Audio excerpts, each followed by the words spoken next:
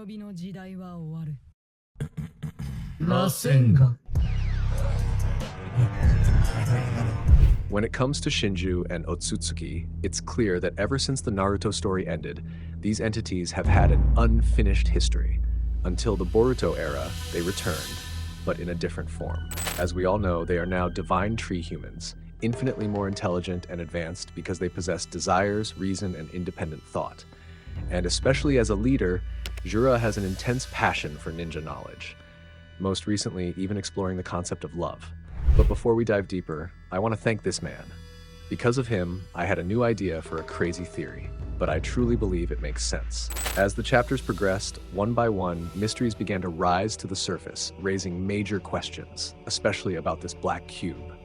From how new villains are born, to how divine tree humans regenerate after taking massive damage, returning to a perfect state, and most mysteriously, how and why this black cube can create a villain in the first place. Is there a hidden secret behind all of this? And yeah, here it is, the top 3 secrets we're going to uncover about that black cube. And as we know, the black cube is not just a stone or a seal, because believe it or not, it most likely represents the center of all the chaos that will come to the ninja world. Because once again, the black cube is the portal or the center of the divine tree human created. But anyway, here's the first one. Why does it have to be in the shape of a black cube? Is this a coincidence, or is this already thought of conceptually and historically? Based on my analysis, this isn't just a random design. There's a reason behind it.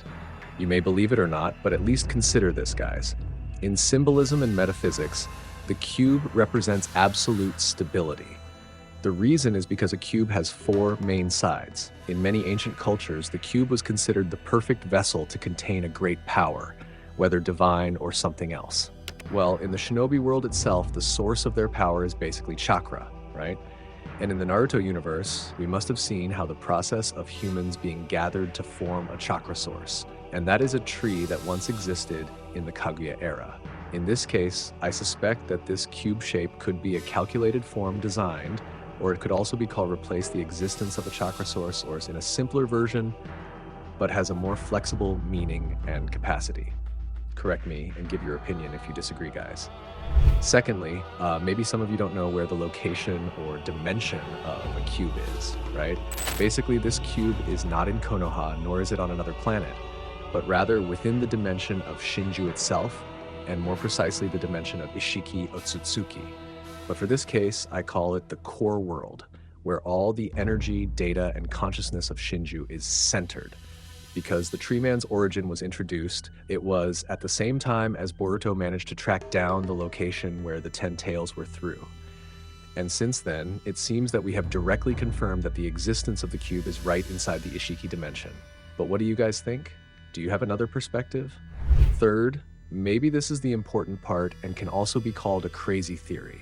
We can all agree that whatever's inside this cube isn't a human, not a creature or anything like that. But my prediction goes deeper than before. The black cube contains a combination of Otsutsuki consciousness, genetics, and natural energy from the roots of the divine tree. Plus, it seems like Code also has a role in the cube, because in chapter 15, somehow we can see Code hiding inside the cube and eavesdropping on them. Yeah, even though in the end, Ryu can detect the existence of Code hiding behind the cube. But that's not the real point. Maybe if this is an absolute theory, then the analogy is like this, guys. Otsutsuki as we know it, they are not only aiming at the chakra fruit, but the data and chakra of many shinobi. Because of course, we have been explained in chapter 15 through Jura, if this chakra fruit is a very dense mass of energy and genetic information of all life on a planet. And even though we know that Togedama and chakra fruit have different meanings, they are basically the same. That is, an object that stores energy and genetic information. But as for the Togedama itself, it is the object of a shinobi's manifestation into a tree. Then you must be confused and ask, so what is the connection with the black cube, right? Maybe this is the final conclusion, guys. You probably still remember the scene when Jura placed the Togedama on top of the black cube, and shortly after, a new divine tree human was born or resurrected. And it seems this is not just an empty ritual. According to my analysis, the black cube is a kind of transmutation device specially created by Shinju or Otsutsuki as a rebirth machine. And once again, Perhaps in the context of Shinju's dimension, the cube shape represents the balance between three important elements: chakra, physical matter, and consciousness. And presumably this cube serves to balance and combine all three. So the Togadama, which is actually the accumulated chakra, memory, and identity of the absorbed shinobi, is still in the raw process.